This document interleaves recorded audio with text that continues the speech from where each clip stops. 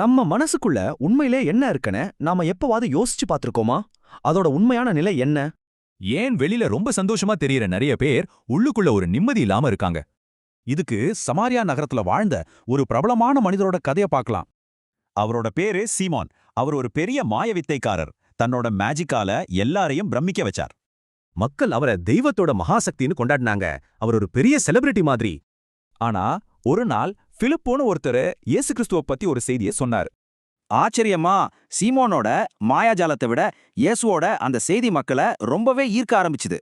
அதனால மக்கள் எல்லாரும் சீமோனை விட்டுட்டு உண்மையானதை தேடி இயேசுவை பின்பற்ற ஆரம்பிச்சாங்க. சரி, இந்த புகழுக்கெல்லாம் பின்னாடி சீமோனோட உள்ளத்துல உண்மையில என்னதான் மறைஞ்சிருந்தது? உண்மை என்னன்னா, அவரோட இதயம் கசப்பால நிறைஞ்சும் பாவத்தோட பிடியிலையும் அகப்பட்டிருந்துச்சு. இது ஒரு முக்கியமான விஷயத்தை நமக்கு காட்டுது. நம்ம வெளித்தோற்றம் வேற, உள்நிலை வேற. பாருங்க, தெய்வத்துக்கு முன்னாடி நம்மளோட இருதயம் ஒரு கண்ணாடி பெட்டி மாதிரி தான், எதுவும் மறையாது. நம்ம ரகசியமான எண்ணங்கள், மறைச்சு வச்ச பொய்கள், மன்னிக்க முடியாத கோவம் எல்லாமே அவருக்கு நல்லா தெரியும். இப்படி உடைஞ்சு போன நம்ம உள்ளத்தை சரி செய்யத்தான் இயேசு கிறிஸ்து இந்த உலகத்துக்கு வந்தார். அவர் உலகத்திலே கிடைக்கிற புகழையோ பணத்தையோ தரல, ஆனா உள்ளத்தை சுத்தப்படுத்துற வழிய காட்டினார். நம்முடைய உள்ளத்தில் இருக்கும் பாவங்களைப் போக்க இயேசு கிறிஸ்து சிலுவையில் மரித்து உயிர்த்தெழுந்தார்.